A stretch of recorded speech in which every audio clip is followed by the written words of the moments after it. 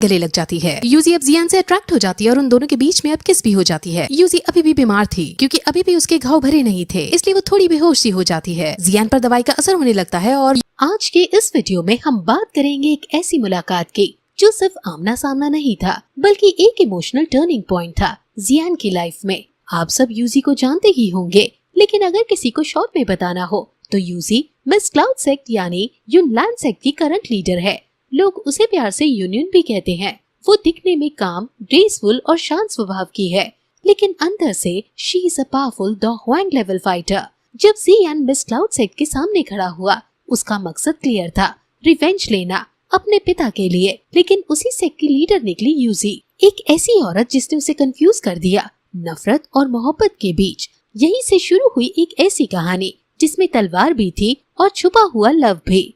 तो चलिए दोस्तों, देखते हैं जियान और यूजी की फर्स्ट इमोशनल मीटिंग का पूरा सीन। जैसा कि हमने देखा था कि सीजन 1 के अंदर जियान मैजिकल बीस्ट आइलैंड के अंदर घूम रहा था। उसके मास्टर उसे बताते हैं कि यहाँ पर्पल स्पिरिचुअल क्रिस्टल मौजूद है। ये क्रिस्टल बहुत ज्यादा खास है और इसकी मदद से तुम अपनी कल्टिवेटिंग स्पीड को बहुत ज्यादा बढ़ा सकते हो। इसको ढूंढने के लिए लाखों लोग यहाँ आ चुके हैं, लेकिन वो यहाँ से कभी जिंदा वापस नहीं गए हैं, इसलिए अब तुम्हें यहाँ संभल कर रहना होगा। वहीं जियान के पीछे कुछ मॉन्स्टर्स पड़ जाते हैं जो उसको मारना चाहते थे। जियान उन सब से बचकर इधर उधर भागता है और अपने मास्टर से मदद मांगता है, लेकिन उसके मास्टर उसे अपने आप इस प्रॉब्लम से बचने को कहते हैं। अब मॉन्स्टर जियान के सामने आ जाते हैं और जियान पहले तो उससे लड़ने की कोशिश करता है, लेकिन वो मॉन्स्टर बहुत ज्यादा शक्तिशाली था, जिस वजह से जियान के दाव उस पर काम नहीं आते और मॉन्स्टर अब उसे पकड़ लेते हैं और उसे मारने ही वाले होते हैं। तभी उन्हें वहाँ एक भयानक आवाज सुनाई देती है। इस आवाज को सुनकर मॉन्स्टर जियान को छोड़कर वहाँ से भाग जाता है और जियान और उसके मास्टर उस आवाज को देखते हैं तो वो एक लड़की की होती है। वो लड़की विंग्स का यूज करते हुए उड़कर कहीं जा रही थी। जियान उसको देखते ही पसंद करने लगता है। वही तभी अब आंधी चलनी शुरू हो जाती है और वहाँ आसमान में एक पर्पल क्रिस्टल लेवल 6 का लायन किंग सामने आता है। लायन किंग के पास पर्पल स्पिरिचुअल क्रिस्टल की पास थी और वो पर्पल विंग्स का यूज करते हुए उड़ रहा था। वो लड़की जो उड़ते हुए आ रही थी उसका नाम यूजी है और वो लायन किंग से पर्पल क्रिस्टल मांगती है। लायन किंग कहता है कि मैंने 20 साल लगा दिए हैं पर्पल स्पिरिचुअल क्रिस्टल का एक पार्ट ढूंढने में और तुम्हें लगता है कि मैं तुम्हें ये इतनी आसानी से दे दूंगा। यूजी कहती है कि इसके बदले में मैं तुम्हें और बहुत अच्छे अच्छे खजाने देने को तैयार हूँ। लायन किंग यूजी को देखकर समझ जाता है कि ये बहुत शक्तिशाली योद्धा है और अगर लायन किंग यूजी को मारकर खा लेगा तो लायन किंग की लेवल्स इंक्रीज हो जाएंगी। इसलिए वो यूजी की बात ना सुनकर उससे फाइट करने का डिसाइड करता है, जिससे अब यूजी को भी उस पर अटैक करना पड़ता है। यूजी बहुत ज्यादा हाई लेवल की वॉरियर थी और सबसे ज्यादा शक्तिशाली थी। उसका लेवल डॉ हैंग है और वही लायन किंग भी बहुत शक्तिशाली वॉरियर था और उसके पास तो पर्पल क्रिस्टल भी था, जिस वजह से उसकी शक्तियाँ और ज्यादा इंक्रीज हो रही थी। मास्टर और जियान उन दोनों की बातें और उन दोनों की फाइट देख रहे होते हैं। यूजी और लायन किंग अपनी अपनी पावर्स का यूज करते हुए टॉर्नेडो क्रिएट करते हैं और एक दूसरे को फंसाने लगते हैं और बहुत खतरनाक युद्ध होने लगता है। उन दोनों में से कोई पीछे हटने का नाम नहीं ले रहा था। अब लायन किंग को बहुत गुस्सा आ जाता है क्योंकि यूजी को वो नहीं हरा पा रहा था। इसलिए अब लायन किंग पर्पल क्रिस्टल की पास का यूज करते हुए आसपास की एनर्जी कलेक्ट करके सील टेक्निक का यूज करता है और यूजी पर एनर्जी बॉल फेंकता है, जिससे यूजी अब बहुत ज्यादा घायल हो जाती है। लायन किंग को यही मौका सही लगता है और वो तुरंत उसको मारने दौड़ता है, लेकिन यूजी अब जल्दी से विंड अटैक का यूज करती है और वहाँ से अपनी जान बचाकर भागने में कामयाब हो जाती है। वहीं अब जियान और उसके मास्टर को राहत मिलती है क्योंकि यूजी की जान बच गई थी। वो अब नीचे झरने के पास जाते हैं और अब वहाँ उन्हें यूजी बेहोश मिलती है। जियान उसको देखकर थोड़ा शर्माता है, लेकिन फिर वो उसे उठाकर एक गुफा में ले जाता है जहाँ वो उसके घाव पर दवाई लगाने की कोशिश करने लगता है, लेकिन तभी यूजी की आँख खुलती है और जियान शर्म के मारे पीछे हट जाता है और उसे दवाई देता है। यूजी अभी इस हालत में नहीं थी कि वो खुद दवाई लगा सके, इसलिए वो जियान से खुद को दवाई लगाने को कहती है। इसलिए जियान उसके घाव पर दवाई लगाता है और वो सिचुएशन काफी रोमांटिक एंगल ले लेती है। वहीं अब लायन किंग अपने सभी आदमियों यानी जो उसके वफादार जानवर थे उनसे उस लड़की को ढूंढने को कहता है और सभी उस लड़की की खोज करना शुरू कर देते हैं। उस लड़की से लायन किंग को बहुत ज्यादा फायदा होने वाला था। वहीं अब जियान बाहर आता है और उसके मास्टर कहते हैं कि ये लड़की तुम्हारे गोल में बाधा बन सकती है, लेकिन जियान अभी उसे ऐसी हालत में छोड़ भी नहीं सकता था। अब जियान वापस यूजी के पास जाता है और वो दोनों अब आपस में बात करते हैं। यूजी पूछती है कि तुम्हारी लेवल बहुत कम है, फिर भी तुमने मैजिकल बीस्ट माउंटेन में कदम रखने की कैसे सोची, ऐसा रिस्क क्यों लिया आखिर? जिस पर जियान कहता है कि उसके पास और कोई चारा नहीं था। वो दोनों अब एक साथ खाना खाते हैं और खाना खाते वक्त जियान पूछता है कि सही हो जाने के बाद तुम फिर से लायन किंग के साथ लड़ने का सोच रहे हो क्या? जिस पर यूजी कहती है कि उसके पास और कोई चारा नहीं है। जियान अब उसकी मदद करने का प्रॉमिस करता है। वो दोनों बात ही कर रहे होते हैं कि तभी वहाँ उन्हें मॉन्स्टर के आने की आवाज सुनाई देती है। जियान को समझ नहीं आता कि मॉन्स्टर्स ने हमें इस गुफा में आके ढूंढ कैसे लिया, जिस पर अब यूजी उसे बताती है कि वो बाहर नदी किनारे नहाने गई थी, यानी यूजी की वजह से मॉन्स्टर्स ने ये गुफा ढूंढ निकाली है। अब जियान सीधे बाहर जाकर मॉन्स्टर्स का सामना करता है, उन सबको मार तो देता है लेकिन खुद बहुत ज्यादा घायल हो जाता है और गुफा के अंदर आता है। यूजी उसकी खराब हालत को देखकर अब उसका इलाज करती है और जियान सही हो जाता है और अब उसको आराम करने का कहे वह खुद खाना बनाने जाती है और खाना बनाने के बाद जियान को खिलाती है। वो खाना बहुत बुरा बना था लेकिन जियान फिर भी उसे खाता है। वो जब उसको खाता है तो उसमें एक अलग सा स्वाद आता है और वो तुरंत उसे थूकने की कोशिश करता है और यूजी से पूछता है कि तुमने कौन से मसाले डाले थे इसमें। यूजी उसे एक शाई दिखाती है जो असल में जियान की थी। ये दवाई सेक्सुअल डिजायर्स को इंक्रीज करने की दवाई थी। यूजी ये सुनकर बहुत गुस्से में आ जाती है और कहती है कि ऐसी दवाई तुम्हारे पास क्या कर रही है। वो गुस्से में आकर अब गुफा से बाहर जाने लगती है। जियान यूजी का हाथ पकड़कर उसे रोकने की कोशिश करता है और इसी बीच यूजी जियान के गले लग जाती है। यूजी अब जियान से अट्रैक्ट हो जाती है और उन दोनों के बीच में अब किस भी हो जाती है। यूजी अभी भी बीमार थी क्योंकि अभी भी उसके घाव भरे नहीं थे, इसलिए वो थोड़ी बेहोश सी हो जाती है। जियान पर दवाई का असर होने लगता है और यूजी के साथ किस से भी नेक्स्ट लेवल पर जाने की कोशिश करता है, लेकिन तभी वो अपने आप को कंट्रोल में करता है और तुरंत गुफा से दूर चला जाता है और पानी में जाकर अपने ऊपर कंट्रोल लाने की कोशिश करने लगता है। वहीं अब बहुत सारे मॉन्स्टर्स भी वहाँ जाते हैं और जियान पर हमला करने लगते हैं। वो गुफा के अंदर भी यूजी को मारने जाते हैं, लेकिन यूजी एक ही बार में उनको हटाते हुए गुफा के बाहर आती है। जियान भी वहाँ आता है और जियान को देखते ही यूजी जियान के गले पर तलवार रखकर कहती है कि जो कुछ भी हुआ वो सिर्फ एक गलती थी। अगर तुमने बाहर किसी को भी हमारे बीच की ये बात बताई तो तुम मार दिए जाओगे। वहीं अब तुरंत वहाँ पर लायन किंग भी आ जाता है और यूजी अब आसमान में जाकर लायन किंग से लड़ने लगती है। और अब इस दौरान जब तक यूजी लायन किंग से लड़ रही होती है, जियान और भी पर्पल स्पिरिचुअल क्रिस्टल ढूंढने के लिए पहाड़ी के नीचे चला जाता है। वो पर्पल क्रिस्टल्स को ढूंढकर यूजी को देना चाहता था ताकि यूजी की स्ट्रेंथ बढ़ सके। वहीं नीचे वो एक गुफा में पहुंच जाता है और एक व्हाइट कलर के क्रिस्टल को निकालता है और फिर यूजी से अपनी की हुई कॉन्वर्सेशन को याद करता है और यहाँ से पता चलता है कि जब जियान ने ये कहा था कि मैं तुम्हारा दोस्त हूँ और तुम्हारी मदद करूंगा, तब यूजी ने ये प्लान बनाया था कि वो लायन किंग से लड़ेगी और उसे डिस्ट्रैक्ट करेगी और इस बीच जियान पहाड़ी के नीचे गुफा के अंदर घुसकर क्रिस्टल को ढूंढेगा। वहाँ की हवा गर्म होगी जिस वजह से जियान को इस वाइस क्रिस्टल की मदद चाहिए होगी। वो केव के बाहर खड़ा था और उसे पर्पल क्रिस्टल मिल जाता है। मास्टर उसे बताते हैं कि जब मैं जिंदा था तब मैंने भी ऐसी केव्स को ढूंढने की कोशिश की, लेकिन मुझे वो कभी नहीं मिल पाई। ये पर्पल क्रिस्टल बहुत ज्यादा कीमती है, इसको लेने के बाद तुम्हारी लेवल्स बहुत जल्दी जल्दी बढ़ा करेंगी। अब वहाँ उसकी रखवाली एक लायनेस कर रही थी और उसका ध्यान भटकाने के लिए जियान वहाँ एक गैस को छोड़ता है और उसमें पेट खराब करने वाली दवाई भी डाल देता है, जिस वजह से उस शेरनी का पेट खराब हो जाता है और वहाँ से वो भाग जाती है। जियान अब सीधे पर्पल क्रिस्टल की ओरिजिन तक जाने की कोशिश करता है, लेकिन उसको छूते ही वो पीछे जाकर गिरता है। वो समझ जाता है कि ये ऐसे नहीं खुलेगा। वो व्हाइट क्रिस्टल को इधर उधर ले जाकर देखता है और एक बॉक्स के ऊपर ले जाने पर व्हाइट क्रिस्टल ग्लो करने लगता है और उस बॉक्स को खोलने पर उसे एक और क्रिस्टल मिलता है। वो उस क्रिस्टल को यूज करते हुए पर्पल क्रिस्टल की ओरिजिन को खोलता है और अपनी बोतल को आगे कर देता है और क्रिस्टल लिक्विड फॉर्म में निकल कर उसकी बोतल में गिर जाती है। थोड़ा सा क्रिस्टल नीचे जमीन पर भी फैल जाता है। जियान उस फैले हुए क्रिस्टल को जीप से चढ़कर वहाँ से भागने लगता है। अभी क्लाइंट जियान को देख लेता है और वो तुरंत उसके पीछे उसे मारने दौड़ता है। जियान उससे बचकर फुल स्पीड में भागता है और ये नोटिस करता है कि वो नॉर्मल से कहीं ज्यादा तेज स्पीड में भाग पा रहा है। असल में थोड़ा सा क्रिस्टल जो उसने चाटा था वो असर करने लगता है। हालांकि इससे उसकी हालत भी खराब होने लगती है क्योंकि एकदम उसके पास इतनी ज्यादा एनर्जी आ गई थी। वही लायन तभी उसके पीछे से उस पर वार करता है और जियान इस बार पर्पल क्रिस्टल की पावर का यूज करते हुए वॉर में उस लायन को मार देता है और अब वहाँ से बाहर निकलने लगता है। बाहर निकलते ही पर्पल क्रिस्टल की वजह से उसकी हालत पूरी तरह से खराब हो जाती है और वो वहीं बेहोश हो जाता है। लेकिन तभी वो यूजी के साथ बिताए हुए पल याद करता है। एक बोतल की पर्पल क्रिस्टल को अंदर अंदर एब्जॉर्ब करते पर्पल विंग्स क्रिएट करता है और तुरंत यूजी के पास जाकर लायन किंग पर हमला कर देता है और फिर नीचे आकर फिर से बेहोश हो जाता है। अब यूजी सीधे बेहोश हुए जियान के पास जाती है और उसकी पर्पल क्रिस्टल की पास को लेती है और सभी मॉन्स्टर्स को मार डालती है और जियान को एक सेफ प्लेस पर ले आती है। यूजी भी जियान को पसंद करने लगती थी, लेकिन यूजी की दुनिया और जियान की दुनिया एकदम अलग थी, जिस वजह से यूजी को उसको वहीं छोड़कर जाना पड़ता है। अब जियान बड़ा हो चुका था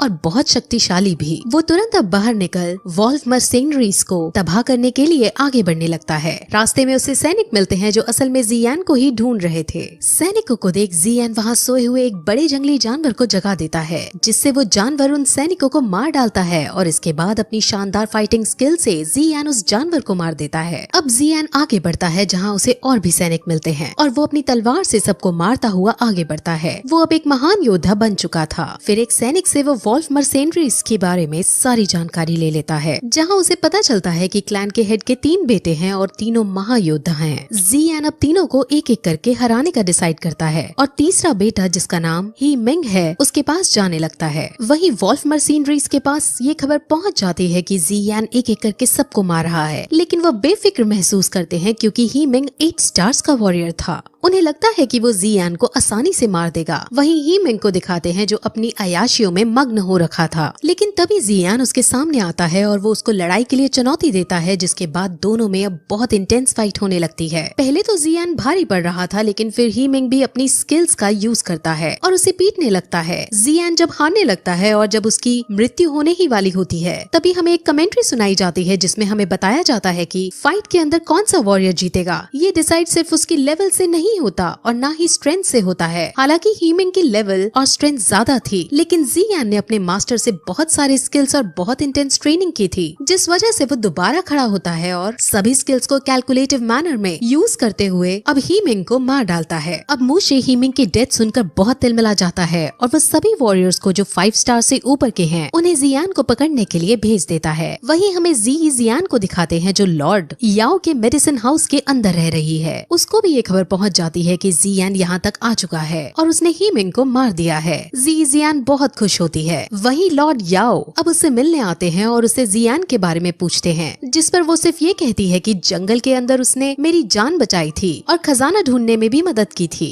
इससे ज्यादा मेरे साथ उसका और कोई रिश्ता नहीं है। वहीं दूसरी तरफ जियान के मास्टर उसके इस पराक्रम को देखकर उससे बहुत खुश होते हैं और अब उसकी तलवार लेकर उसमें पावर्स डाल देते हैं। अब जियान की तलवार के अंदर ये शक्ति भी आ गई थी कि इससे एक पहाड़ी को भी बीच में से तोड़ा जा सकता था। जियान इतनी ज्यादा शक्ति को पाकर बहुत खुश होता है, लेकिन उसके मास्टर कहते हैं कि इस पावर को वो एक दिन में सिर्फ एक ही बार यूज कर सकता है और अगर जियान ने इसको एक से ज्यादा बार यूज करने की कोशिश भी की तो वो बहुत ज्यादा घायल हो जाएगा। वहीं अब शाम को जियान मेडिटेट कर रहा होता है, जहाँ अब उसके सामने मूली आ जाता है। वो अपनी पूरी सेना के साथ आया था और सबके सब एक साथ उस पर तीर चलाते हैं। जियान तलवार से सबके तीरों को काटता हुआ आगे बढ़ता है और फिर उनसे दूर भागने लगता है, लेकिन आगे जाने पर वहाँ एक खाई नजर आती है। दैट मीन्स जियान अब और आगे नहीं जा सकता था। अब मूली के साथ साथ वहाँ मूशे भी आ जाता है और अब जियान मूशे के सामने उसे चिढ़ा कर उस थर्ड बॉक्स की चाबी को डिस्ट्रॉय कर देता है। मूशे बहुत ज्यादा गुस्से में आ जाता है। अब मूशे जियान से लड़ने लगता है। मूशे क्लैन का सबसे बड़ा और सबसे खतरनाक योद्धा था, जिसे जियान जीत नहीं पा रहा था और वो बुरी तरह हार रहा था। जियान अब मरने की कगार पर आ गया था, लेकिन तभी उसे मास्टर्स की वो पावर का ध्यान आता है जो उसने स्वॉर्ड में डाली थी। वो तुरंत उस पावर का यूज करता है, लेकिन इस पावर से भी मूशे स्ट्रगल करने के बाद बच जाता है। अब जियान पूरी तरह से एग्जॉस्ट हो गया था, जिस वजह से वो वहीं खाई में लुढ़क जाता है और बाकी सब उसे मरा हुआ समझ बहुत खुश होते हैं। वहीं गिरते गिरते उसे पर्पल विंग्स बचा लेते हैं और जब उसकी आंख खुलती है तो वो अपने मास्टर को अपने पास देखता है। उसका कवच उतरा हुआ था और उसके पास रखा हुआ था। वो मास्टर से पूछता है कि कल रात क्या हुआ था, जिस पर वो बताते हैं कि यूजी ने तुम्हारी मदद की, उसने तुमको बचाया था और तुम्हें अपनी बॉडी का यूज करते हुए हील किया। उसने तुम्हारी स्पिरिचुअल एनर्जी को पर्पल फ्लेम का यूज करते हुए इस वे में इंट्रोड्यूस किया कि तुम्हारी स्किल्स बढ़ गई और अब तुम 9 स्टार के वॉरियर हो गए हो। वो तुम्हें ठीक करने के बाद चली गई। ये शॉर्ट में ही बताया गया है। एक बार मैजिकल बीस्ट आइलैंड में यूजी purple crystal wing lion king से लड़ते लड़ते हार गई थी और वही बेहोश हो गई थी। तब जियान ने वहाँ आकर उसकी मदद की थी और दोनों के बीच रोमांटिक एंगल भी हमें देखने को मिला था। वही प्रेजेंट में अब जियान आगे बढ़ता है, जहाँ अब क्योंकि वो 9 स्टार पर आ गया था, इसीलिए उसके मास्टर उसे एक नई स्किल सिखाते हैं। इस स्किल का नाम एक्सप्लोसिव स्टेप है और ये बहुत खतरनाक वाला अटैक है। इसे सीख कर जियान बहुत खुश होता है, लेकिन क्योंकि उसने लेवल 9 तक प्रैक्टिस किए बिना प्राप्त की थी, इसीलिए अब उसे इसको अच्छे से सीखने के लिए कम से कम रोज एक लेवल 5 से ज्यादा बड़े मॉन्स्टर को मारना होगा। सिर्फ ऐसा करने से ही उसकी ये इंटेंस पावर स्टेबलाइज हो सकती थी। वही हमें पास के जंगल में ब्लड गैंग के आदमी और उसके साथ एक लड़की को भागते हुए दिखाते हैं। वो दोनों वॉल्फ मशीनरीज के आदमियों से डर कर भाग रहे थे। वो आदमी उस लड़की का शिकार करना चाहते थे, लेकिन अब वो और ज्यादा नहीं भाग सकती थी, इसलिए थकान के मारे वो वहीं रुक जाती है। लेकिन अब वहीं जियान उसके सामने आता है और ब्लड गैंग का वो आदमी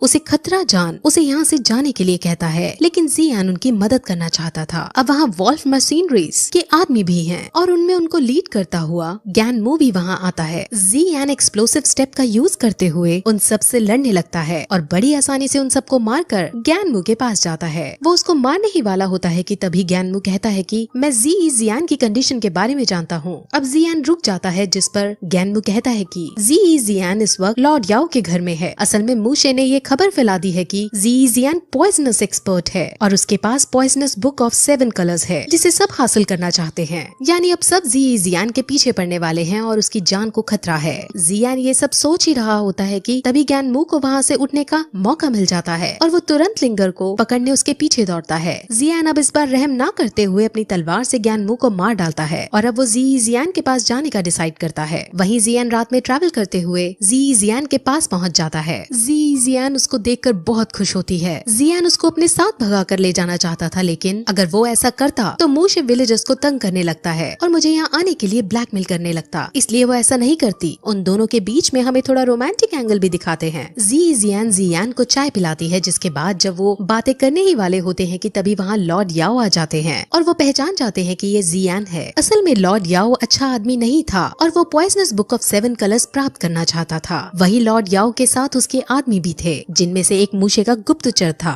वो गुप्तचर सीधे मूशे के पास जाकर जियान की खबर दे देता है। वही लॉर्ड याओ जब उन दोनों को वहाँ से नहीं जाने देते, तब जियान उसे मारने के लिए आगे बढ़ता है। लेकिन लॉर्ड याओ इतना पागल भी नहीं था। उसने पहले ही जब वो यहाँ आया था एक तरह का जहर छोड़ दिया था, जिससे जियान लड़ तो बिल्कुल नहीं पाता। लेकिन जियान फिर कहती है कि मुझे तुम्हारी इस प्लानिंग के बारे में पहले ही पता था, जिस वजह से मैंने चाय के अंदर एंटीडोट मिलाकर जियान को पिला दिया था। अब जियान और भी कहती है कि पागल तो तुम हो, क्योंकि यहाँ इस कुर्सी पर मैंने जहर मिला रखा था और उसी पर तुम बैठ गए हो। अगर अब तुम मुझे नहीं जाने दोगे तो मैं तुम्हें इसका एंटीडोट नहीं दूंगी। अब लॉर्ड याओ मरता क्या ना करता, इसलिए वो वहाँ से अपने पक्षी पर बैठकर जियान को लेकर वहाँ से चली जाती है और लॉर्ड याओ को एंटीडोट दे जाती है। वहीं अब वो दोनों मूशे के पास ही जाते हैं, जहाँ जियान अब मूशे से लड़ने के लिए तैयार हो जाता है। मूशे बहुत महान योद्धा था, जिसे हराना आसान नहीं होने वाला था, लेकिन फिर भी वो दोनों फाइट शुरू करते हैं, जिसके अंदर जियान अब सारी स्किल्स बारी बारी यूज करता है। फाइट में मूशे पर जियान अटैक कर रहा था और इस बार मूशे कमजोर पड़ रहा था। वहीं अब मूशे फिर अपनी नई स्किल के बारे में बताता है और कहता है कि वो 3rd बॉक्स मैंने खोल लिया था और उसके अंदर से मैंने ये स्किल प्राप्त की। वहीं अब उस एनर्जी का यूज करते हुए वो जियान पर अटैक करता है और जियान भी अपनी मास्टर की सलाह से फुल जोश में आकर उस पर अपनी एनर्जी फेंकता है और इस बैटल में फाइनली मूशे हार जाता है। लेकिन तभी वहाँ एक सैनिक खड़ा हो पीछे से उस पर अपनी तलवार चला देता है, जो जियान के पेट में घुस जाती है। लेकिन अभी जियान को कुछ नहीं होता, क्योंकि 2nd बॉक्स में उसे आर्मर मिला था जो वो उसकी रक्षा कर लेता है। और अब जियान को अपने साथ अपने घर आराम करने के लिए ले जाती है, जहाँ एक सुंदर सा घर है और बहुत सारे अलग अलग तरह के हर्ब्स हैं। इस जगह को वैली ऑफ मेडिसिन्स कहते हैं। असल में जियान एक पॉइजनस एक्सपर्ट थी, इसीलिए वो इस जगह पर हर्ब्स कलेक्ट करने आती रहती थी। अब वो दोनों कुछ टाइम यही रुकने का डिसाइड करते हैं,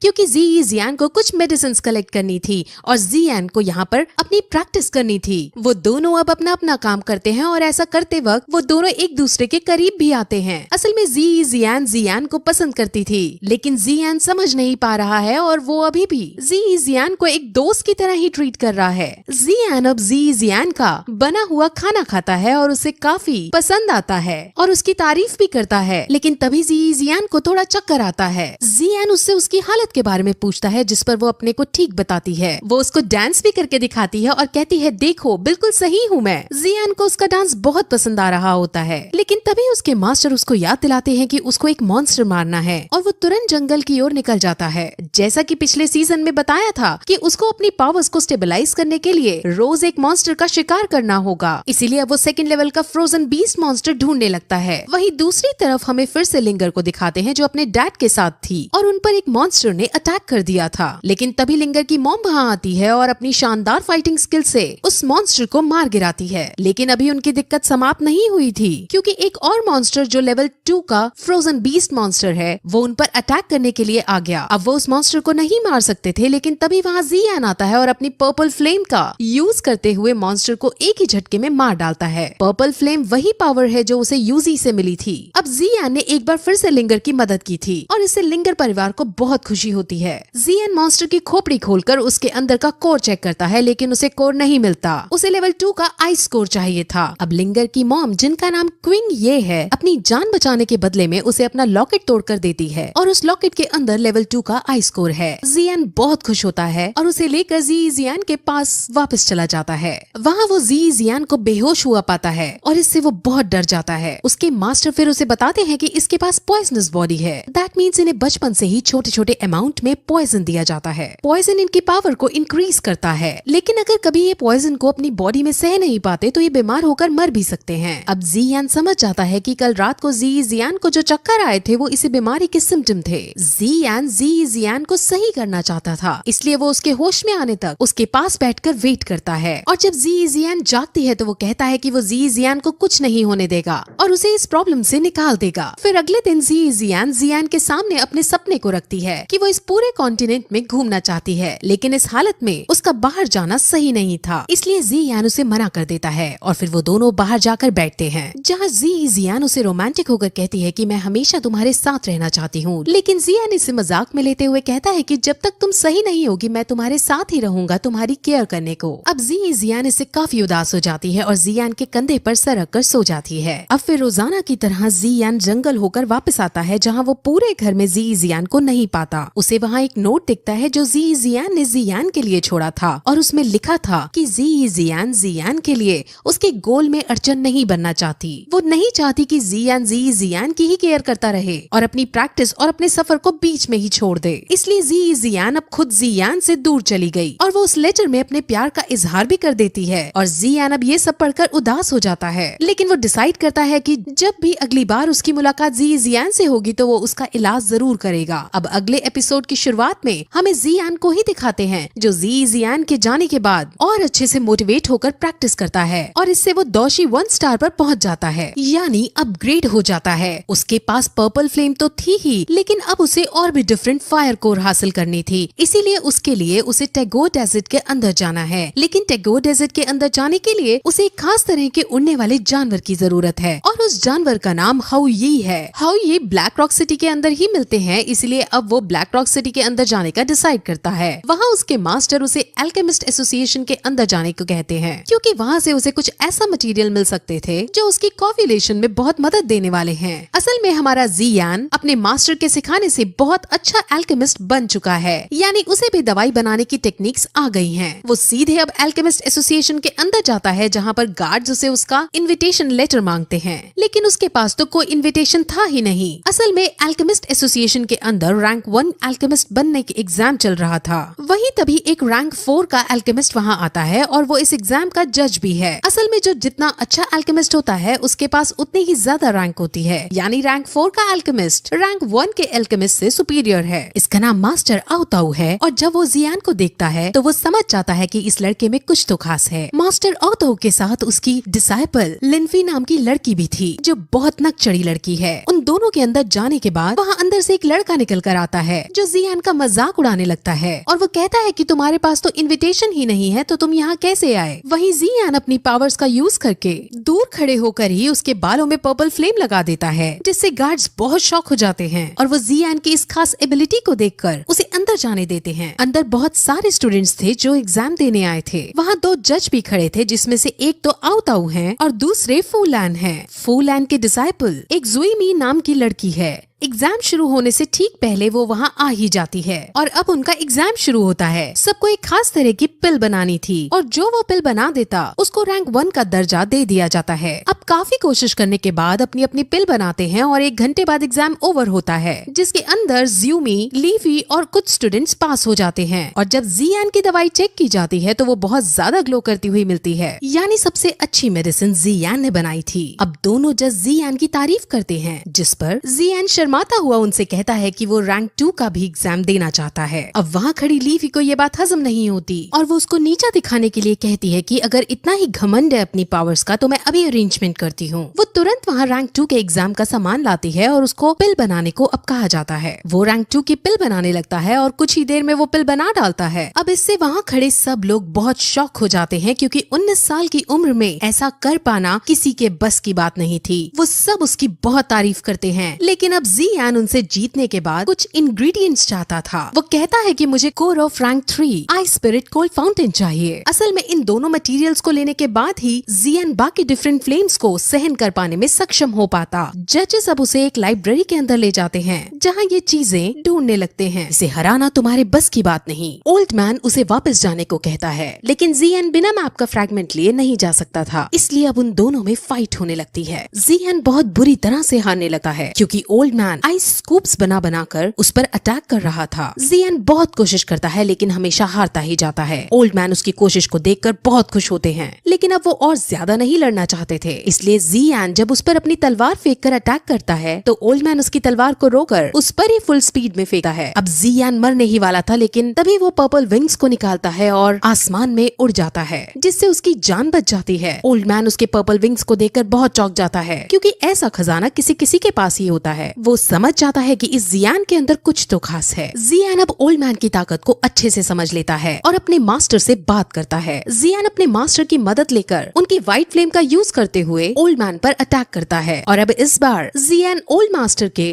डंडे को तोड़ देता है। ओल्ड मैन अब आइस टॉर्नेडो क्रिएट कर जियान को उसमें फंसाने की कोशिश करता है, लेकिन जियान और उसके मास्टर अपनी पावर्स का यूज करते हुए उस टॉर्नेडो के अंदर जाकर उसे खत्म कर देते हैं और ओल्ड मैन को ही व्हाइट फायर का यूज करते हुए आइस के अंदर जमा देते हैं। अब जमा हुआ ओल्ड मैन उसे कहता है कि मैंने वो मैप का टुकड़ा 2 हिस्सों में बांट दिया था और अब वो दूसरा हिस्सा भी मेरे पास है। अब जियान को दूसरा हिस्सा लेने के लिए उन्हें आजाद करना पड़ता है, जिस पर अब ओल्ड मैन उसे अपना रियल इंट्रोडक्शन देते हैं। ओल्ड मैन का नाम ही बोतोंग है और ही पूरी दुनिया में फेमस आइस एम्परर है। जियान ये सुनकर बहुत सरप्राइज होता है क्योंकि उसके सामने ये जो बुढ़ा आदमी खड़ा है वो आइस एम्परर है और जियान ने अभी एक आइस एम्परर को हराया है। असल में कुछ समय पहले आइस एम्परर एक स्नेक मैन के ब्लड वाली लड़की से मिला। उस लड़की का नाम क्वीन मेडुसा है। क्वीन मेडुसा डॉ हॉन्ग्स लेवल के आखिरी चरण पर है, जिस वजह से ओल्ड मैन और उसकी फाइट जब हुई तब ओल्ड मैन तुरंत हार गया और तभी से ओल्ड मैन को एक श्राप मिल गया, जिस वजह से ओल्ड मैन की ताकत पर रेस्ट्रिक्शंस लग गए और उसकी ताकत कम हो गई। ओल्ड मैन अब ये चाहता है कि जियान उसके श्राप को तोड़ने में मदद करे और अगर जियान ऐसा नहीं करेगा तो आइस एम्परर उसे वो सेकंड फ्रैगमेंट नहीं देगा। वो जियान को मनाने के लिए उसे एक रैंक 6 की पिल भी देने को राजी हो जाता है। असल में वो जियान से ही कर्ज को तुड़वाने की रैंक 6 की पिल बनाने को कहता है और उसी से इसके इंग्रेडिएंट्स लाने को कहता है। जियान पहले तो उसकी इस बात से मना कर देता है, लेकिन उसके मास्टर उसे समझाते हैं कि तुम्हें इसकी बात मान जानी चाहिए क्योंकि जो पिल तुम हासिल करोगे उससे तुम्हारी बहुत प्रगति होगी। वो फिर उसे वो जगह बताता है जहाँ रैंक 6 की पिल बनाने के इंग्रेडिएंट्स उसे मिल सकते हैं। उसे एग्जैक्ट जगह तो नहीं पता, लेकिन प्रोबेबिलिटी है कि इन मार्क की हुई जगह से एक जगह पर इंग्रेडिएंट्स जरूर मिलेंगे। और अब वो मैप लेकर जियान सीधे उन जगहों पर तलाश करने के लिए निकल जाता है। उसे सबसे पहले फायर एसेंस खोजना था। वो डेजर्ट में उन लोकेशंस पर जाता है जहाँ चलते चलते ढूंढते ढूंढते उसे 2 दिन बीत जाते हैं, लेकिन उसे वहाँ कुछ नहीं मिलता। जियान थोड़ा डिमोटिवेट हो जाता है, लेकिन उसके मास्टर उसे धीरज रख अपनी प्रैक्टिस कंटिन्यू करने को कहते हैं क्योंकि इस गर्मी से भरे डेजर्ट में वो अपनी पर्पल फायर को स्ट्रॉन्ग कर सकता था। वही तभी एक आदमी जो किसी से डर कर भाग रहा था वो गिर जाता है। जियान उसे पीने के लिए पानी देता है और जाने लगता है। वो आदमी कहता है कि हमारे ग्रुप पर सैन मर्सिनरीज ने हमला किया है, प्लीज तुम हमें बचा लो। जियान जल्दी में था इसलिए वो मना करके आगे बढ़ने लगता है, लेकिन तभी वो आदमी कहता है कि अगर तुमने हमें बचाया तो मैनली स्टील मशीनरीज तुम्हें बहुत सारा इनाम देंगे। अब जियान मैनली स्टील मशीनरीज नाम सुनकर थोड़ा शॉक होता है और उससे पूछता है कि मैनली स्टील मशीनरीज के लीडर का नाम क्या है, जिस पर वो आदमी उसे अपने लीडर का नाम जी टिंग और जी ली बताता है। ये दोनों जियान के बड़े और छोटे भाई थे जो यहाँ अपने अलग मशीनरीज बनाकर रहते थे। जियान अब उस आदमी के साथ उसके ग्रुप के पास जाता है। वहाँ सैन मशीनरीज के आदमी ने मैनली स्टील मशीनरीज के आदमियों को पकड़ रखा था और सैन मशीनरीज उनको मारने के लिए उन पर एक डेडली पॉइजन वाला जानवर छोड़ देती है, लेकिन तभी जियान वहाँ आकर उस जानवर को मार अपने आदमियों को छुड़वा लेता है और वहाँ से अब वापस मैनली स्टील मशीनरीज में आने लगता है। वहाँ पहुंचकर वो एक शॉपकीपर को देखता है जो एक वर्कर लड़की से बदतमीजी से बात कर रहा था। उस लड़की ने शॉपकीपर का एक गोल्ड कॉइन का जार तोड़ दिया था, लेकिन जियान उस शॉपकीपर को बहुत से गोल्ड कॉइन देकर लड़की को छुड़वा लेता है। उस लड़की का नाम कॉन्ग लिंग है और वो स्नेक मैन के ब्लड वाली लड़की है। स्नेक मैन के ब्लड वाले बच्चे जनरली 2 साल की उम्र से पहले मर जाते हैं, लेकिन ये भाग्यवश जिंदा रही। लेकिन आसपास के लोग इसे एक्सेप्ट नहीं कर रहे हैं और उसे डेमन के नाम से बुलाते हैं। ये बहुत सीधी लड़की है और इसी वजह से सब इसे सर्वेंट की तरह ट्रीट करते हैं। अब जियान अंदर जाता है जहाँ उसके भाई जो दोनों लीडर्स है वो आकर मिलते हैं। वो अपने भाई जियान को मिलकर बहुत ज्यादा खुश होते हैं क्योंकि वो जियान से बहुत सालों बाद मिल रहे थे। वहाँ उनके पास कुंग लिंग भी खड़ी थी और वो तीनों ही अब उसे अपनी लाइफ को खुलकर जीने को कहते हैं क्योंकि वो भी भाग्यों की तरह है। कुंग लिंग बहुत खुश होती है। जियान के वो दोनों भाई उसकी एकदम से बड़ी तरक्की को देख बहुत खुश होते हैं और बहुत सी बातें करते हैं। जियान अब उन्हें 3 ईयर कॉन्ट्रैक्ट के बारे में बताता है और कहता है कि उसके यहाँ आने का उद्देश्य फायर एसेंस को हासिल करना है और मेरे पास ये मैप जिसमें उनकी लोकेशन मार्क्ड है और अब मुझे वहाँ जाना होगा इसे ढूंढने के लिए और मैं आपसे रिक्वेस्ट करता हूँ कि आप भी मेरी इसमें मदद करें। वो दोनों भाई जियान को समझाते हैं कि उसे नायान से लड़ने की कोई जरूरत नहीं और ना ही इतनी हार्ड ट्रेनिंग करने की जरूरत है। वो यहाँ शांति से रह सकता है, लेकिन जियान नहीं मानता और तभी जियान का छोटा वाला भाई जियान पर ही हमला कर देता है और उसे पीटने लगता है। जियान अपनी स्किल्स का यूज करते हुए उससे लड़ने लगता है और अब दोनों बाहर आकर अपने अपने तरीके से एक दूसरे पर अटैक करते हैं। अब जीली अपनी तलवार से उसके सर पर वार करने लगता है और उसकी तलवार उसके सर पर लगने ही वाली होती है, लेकिन तभी जियान पर्पल फ्लेम का यूज करते हुए उससे ज्यादा स्पीड में तलवार से बचकर उसके वार को रोक देता है। और अब जियान गुस्से में पूछता है कि तुमने मेरे पे अटैक क्यों किया, जिस पर आसपास के सभी लोग उस पर हंसने लगते हैं और जियान को समझ आ जाता है कि उसके भाई सिर्फ उसकी एबिलिटीज को टेस्ट कर रहे थे। और अब सबको समझ आ जाता है कि जियान इतना शक्तिशाली है कि वो बड़ी से बड़ी प्रॉब्लम्स को सह सकता है। अब सभी मैनली स्टील मशीनरीज उसकी मदद करने के लिए रेडी हो जाते हैं। अब उसके दोनों भाई मैप को देखकर उसके अंदर लोकेशंस का पता लगाने की कोशिश करते हैं, लेकिन उन्हें ज्यादा कुछ समझ नहीं आता। तभी वहाँ कॉन्ग लिंग आती है और उनसे कहती है कि कुछ समय पहले उसने ईस्ट साइड में अलग ही एनर्जी महसूस की थी और वो एनर्जी मेरे अंदर के ब्लड से मैच खाती थी। उस एनर्जी से वहाँ इतना भयानक एटमॉस्फेयर क्रिएट हुआ था कि सैंड मशीनरीज के आदमी भी कमजोर पड़ गए थे। वो दोनों भाई समझ जाते हैं कि अगर वो एनर्जी इसके ब्लड से मैच खाती है तो वो जरूर क्वीन मेडुसा है। वो पूछते हैं क्वीन मेडुसा किस लोकेशन पर रुकी थी, जिस पर वो मैप के अंदर एक लोकेशन मार्क करती है और वो लोकेशन वही लोकेशन थी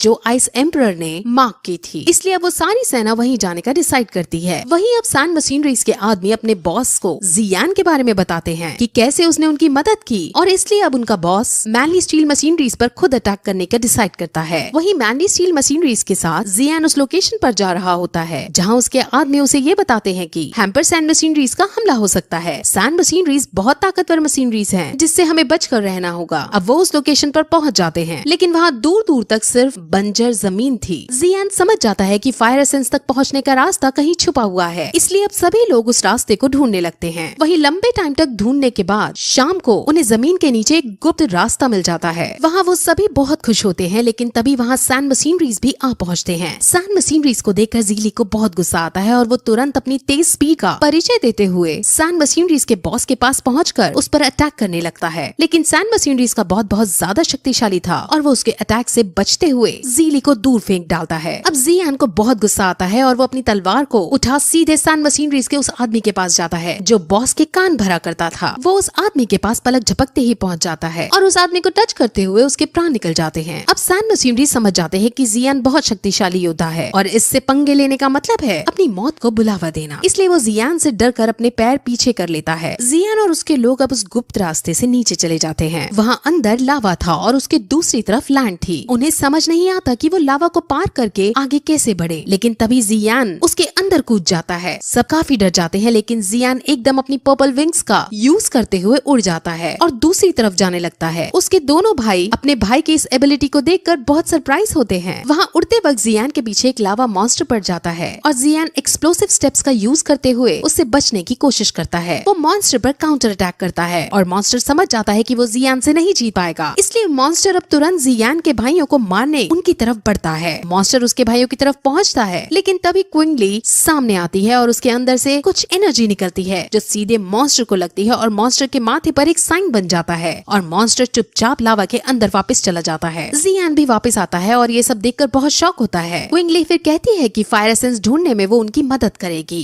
वो फिर खड़ी होकर उन दोनों लावा मॉन्स्टर को बाहर बुलाती है। वो लावा मॉन्स्टर अब उस पर अटैक नहीं करते और यहाँ से उन सबको भी अब पता चल जाता है कि इस लड़की के पास 2 पेटल स्नेक्स की प्यूपल हैं। ये सिर्फ स्नेक्स मैन्स और ह्यूमंस के वंशज के पास ही हो सकते हैं। क्विंगली ने इसका ही यूज करते हुए उनकी कॉन्शियसनेस अपने अंदर कनेक्ट कर ली है, जिससे वो उसकी बात मानने लगे हैं। क्विंगली अब उन मॉन्स्टर से बात करके ये पता लगा लेती है कि फायर एसेंस लावा के अंदर मौजूद है। अब जियान और ज्यादा देर ना करते हुए लावा के अंदर कूद जाता है और उसके मास्टर अपनी स्किल्स का यूज करते हुए उसके आसपास चिलिंग बोन फ्लेम बना देते हैं। उसके मास्टर अपनी स्पिरिचुअल फॉर्म में उसके साथ थे, जिस वजह से सिर्फ 1 घंटे तक ही चिलिंग बोन फ्लेम बना सकते थे। इसलिए जियान को अब जल्दी जल्दी लावा के अंदर से होते हुए फ्लेम एसेंस तक पहुंचना होगा। वहाँ अब उन्हें ट्रैवल करते हुए आधा घंटा बीत जाता है और जियान हिम्मत हारने लगता है और ऊपर वापस जाने लगता है, लेकिन वो दोनों लावा मॉन्स्टर उसे पकड़ आगे धकेल देते हैं और वो सीधे ब्लू लोटस जियोसेंट्रिक फ्लेम के पास आकर गिरता है। उस ब्लू लोटस जियोसेंट्रिक फ्लेम के अंदर ही फायर एसेंस बनता है और अब वो उन्हें मिल गया था, इसलिए वो तुरंत वहाँ जाते हैं। लेकिन वहाँ सेंटर में जाने के बाद उन्हें वहाँ कुछ नहीं मिलता।